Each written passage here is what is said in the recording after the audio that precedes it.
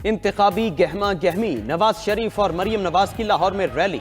नवाज शरीफ के हल्का NA 130 में रैली में मुस्लिम लीग नून के बड़ी तादाद में कारकुन शरीक हुए। नवाज शरीफ और मरियम नवाज का जगह जगह पुरतपाक इस्तकबाल। मुस्लिम लीग नून का बहावलपुर के इलाके अहमदपुर शर्किया में जलसा। साबिक वज़ीर-ए-आज़म शहबाज शरीफ का खिताब। बुलेक मेहरबान ने कहा, नून लीग ने कोटादू में कोई अस्पताल नहीं बनाया तो फिर रजब तैयब उर्दवान अस्पताल किसने बनवाया। नवाज शरीफ ने जनूबी पंजाब की खिदमत की, मुल्क में मोटरवे बनाए। सैलाब की तबाही के दौरान वो भी गांव गांव पहुंचे। इक्तिदार में आकर दोबारा आवाम की खिदमत करेंगे।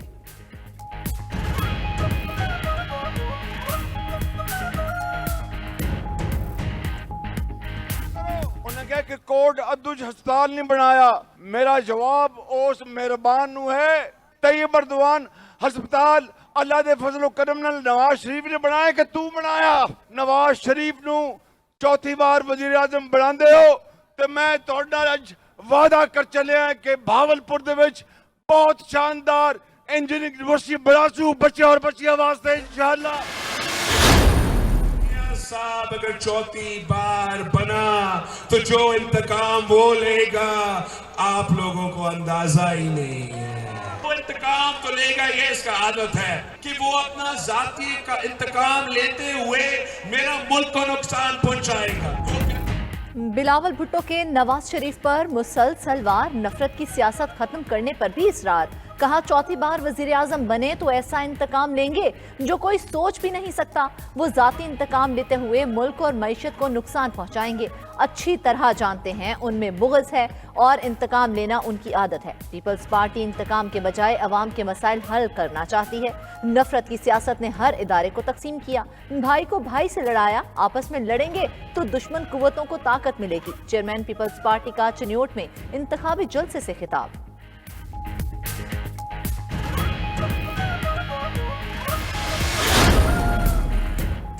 इंतखाबात की तैयारी, फौज और सिविल आर्म्ड फोर्सेस की तैनाती की मंजूरी। इंतखाबात पर मुल्क भर में फौज और सिविल आर्म्ड फोर्सेस की तैनाती की मंजूरी विफाकी काबीना ने दी। फौज और सिविल आर्म्ड फोर्सेस हसास हल्कों में बतौर क्विक रिस्पॉन्स फोर्स तैनात होंगी। काबीना ने FPR में इस्लाहात के लिए निगरान वज़ीर खजाना की सरबराही में कमेटी भी बना दी। कमेटी में खारजा, IT, कानून, तिजारत, निजकारी के वज़रा शामिल।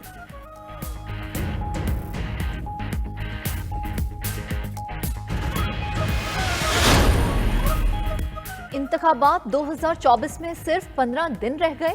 इंतखाबात का 75% प्रोसेस मुकम्मल।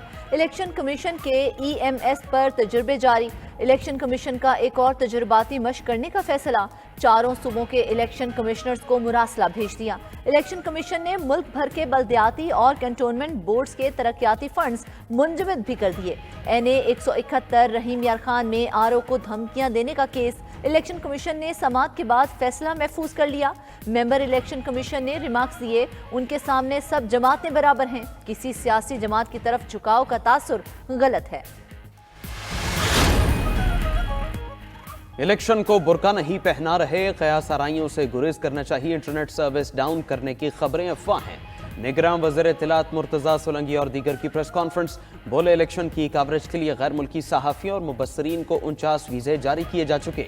दीगर मुल्कों से मजीद 32 दरखास्तों पर काम जारी है। पाकिस्तान भर से भी 6000 सहाफ़ियों को एक्रेडिटेशन कार्ड जारी किए जा चुके।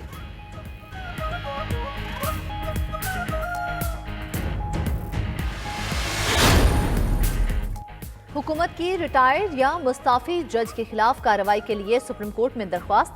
वफाकी हुकूमत ने आफिया शहरबानो केस में 3 रुकनी बेंच का फैसला प्रैक्टिस एंड प्रोसीजर कानून के तहत चैलेंज कर दिया।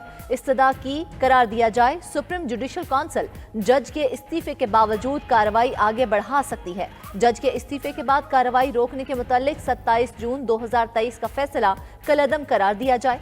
साबिक जज एजाजुल हसन और जस्टिस मुनीब अख्तर पर मुश्तमिल बेंच ने आफिया शहरबानो ज़िया केस का फैसला दिया था। कहा था, जज इस्तीफा दे या रिटायर हो जाए तो कौंसिल कार्रवाई नहीं कर सकती। शौकत सिद्दीकी बरतरफी के सुप्रीम कोर्ट ने फैसला महफूज कर लिया। फरीकैन को सवालात के जवाबात 3 हफ्ते में जमा कराने की हिदायत। शौकत सिद्दीकी के वकील हामिद खान ने जुडिशल काउंसिल की कार्रवाई गैर आइनी करार देने की इस्तदा की। अटॉर्नी जनरल ने कहा, शौकत सिद्दीकी को बगैर इंक्वायरी हटाना तयशुदा कानूनी तकाज़ों के मुनाफी है। जज को इंक्वायरी के बगैर हटाया नहीं जा सकता। चीफ जस्टिस ने रिमार्क्स दिए, तमाम फरीकैन तस्लीम कर रहे हैं, मुकम्मल इंक्वायरी नहीं हुई, आप इंक्वायरी कमीशन बनाने का कह रहे हैं। जुडिशल काउंसिल मजबूत आईनी इदारा है, इसकी मौजूदगी में कमीशन बनाने की क्या जरूरत। सुप्रीम कोर्ट सिर्फ आईनी खिलाफ वर्जी की सूरत में हरकत में आ सकती है। आइन साजों के कायम करदा तवाजुन को भी बरकरार रखना है।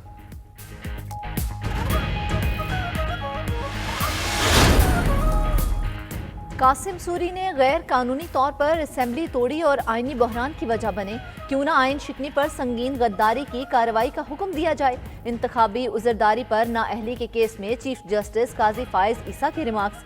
कासिम सूरी आइंदा समात पर जाती हैसियत में सुप्रीम कोर्ट तलब।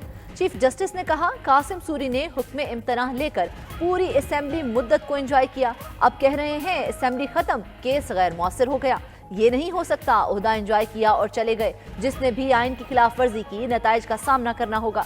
वकील नईम बुखारी ने मौकिफ अपनाया। ट्रिब्यूनल ने कहा था कासिम सूरी ने करप्ट प्रैक्टिस नहीं की। चीफ जस्टिस ने कहा, हाई कोर्ट ने तो इलेक्शन दोबारा कराने का कहा था।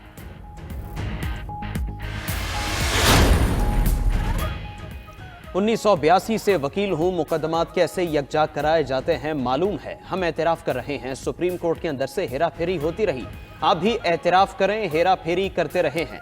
कभी स्टैब्लिशमेंट आ जाती है, कभी कोई और। अब यह सिलसिला नहीं चलेगा। केसेस मुकर्रर करने या रोकने का सिलसिला अब खत्म होगा।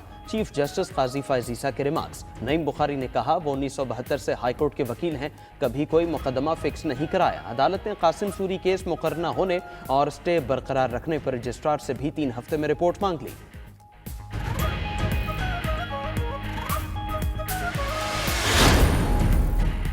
साइफर केस, अमेरिका में पाकिस्तान के साबिक सफीर असद मजीद का बयान भी कलमबंद। बयान में कहा, 7 मार्च 2022 को डोनाल्ड लू को वर्किंग लंच पर मदऊ किया। मुलाकात में होने वाली गुफ्तगू को साइफर टेलीग्राम में इस्लामाबाद रिपोर्ट किया गया। खुफिया साइफर टेलीग्राम में खतरे या साजिश के अल्फाज का कोई हवाला नहीं था। अडियाला जेल में साइफर केस की समाअत के दौरान बानी पीटीआई और शाह महमूद को भी पेश किया गया। साइफर केस में मजीद 6 गवाहों के बयानात कलमबंद। मजमुई तादाद 25 हो गई। बानी पीटीआई और शाह महमूद के वकला कल से गवाहों पर जिरह करेंगे।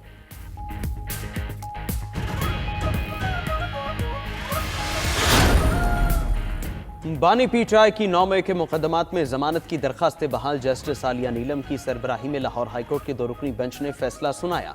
इस्लामाबाद हाईकोर्ट में बानी पीटीआई की जेल ट्रायल के खिलाफ दरखास्तें। चीफ जस्टिस आमिर फारूक ने रिमार्क्स दिए, जेल ट्रायल और इन कैमरा ट्रायल को कंफ्यूज ना करें, दोनों में फर्क है। Jail trial in camera trial नहीं होता, सिर्फ ये देखना है तरीक़ाकार को फॉलो किया गया या नहीं। बानी पीटीआई का तोशा खाना और 190 मिलियन पाउंड केसेस में जमानत के लिए भी इस्लामाबाद हाईकोर्ट से रुजू। एहतसाब अदालत का फैसला कालेदम करार देने की अपील।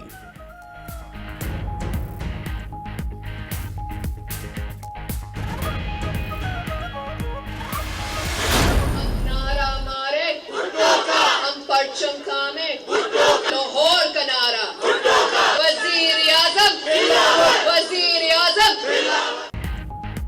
आसिफा भुट्टो बिलावल भुट्टो के हल्का इंतखाब NA 127 में मुतहरिक। लाहौर में कन्वेंशन में शिरकत। जियालों से भरपूर नारे लगवाए, कहती हैं पाकिस्तान पीपल्स पार्टी अवाम के लिए लड़ रही है। बिलावल भुट्टो को इख्तिदार मिला तो सबको छत मिलेगी। सेहत के शोबे में इनकलाबी इकदाम करेंगे। दूसरी जानिब साबिक सदर आसिफ अली जरदारी लाहौर पहुंच गए, 2 रोज कयाम करेंगे। आसिफ जरदारी ने पीपल्स पार्टी के दीगर मरकजी रहनुमाओं को भी लाहौर तलब कर लिया। बिलावल भुट्टो की NA 127 की इंतखाबी मुहिम का जायजा लिया जाएगा।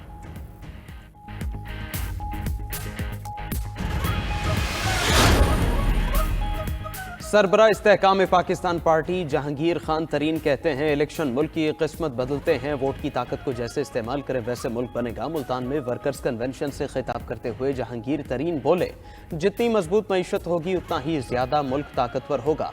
लाहौर में अब्दुल अलीम खान की NA 117 में इंतखाबी मुहिम जोरों शोर से जारी। शहरियों का जोशो खरोश, जगह जगह पुरतपाक इस्तकबाल। अब्दुल अलीम खान ने कहा, मुल्क को हकीकी मानों में बहरानों का सामना है, सबको मिलकर किरदार अदा करना होगा।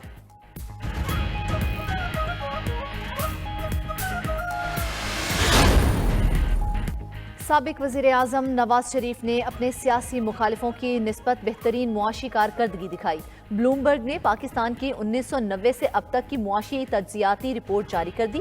महंगाई, बेरोजगारी और दीगर मुआशी मुश्किलात में नून लीग का दौर PTI और पीपल्स पार्टी से बेहतर रहा। इलेक्शन जीतने वाली किसी भी पार्टी के लिए आगे का रास्ता आसान नहीं होगा। IMF मुआहिदों के तहत मुश्किल फैसले करना पड़ेंगे।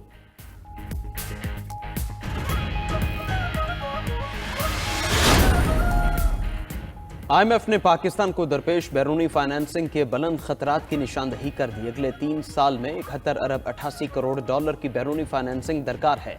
बैरूनी फंडिंग में शॉर्टफॉल या सुस्त रवी की सूरत में हुकूमत को महंगे मकामी कर्जों पर इन्हिसार करना पड़ेगा। स्कूक बॉन्ड्स के इजरा और ज़र मुबादला ज़खायर में मुश्किलात पेश आ सकती हैं।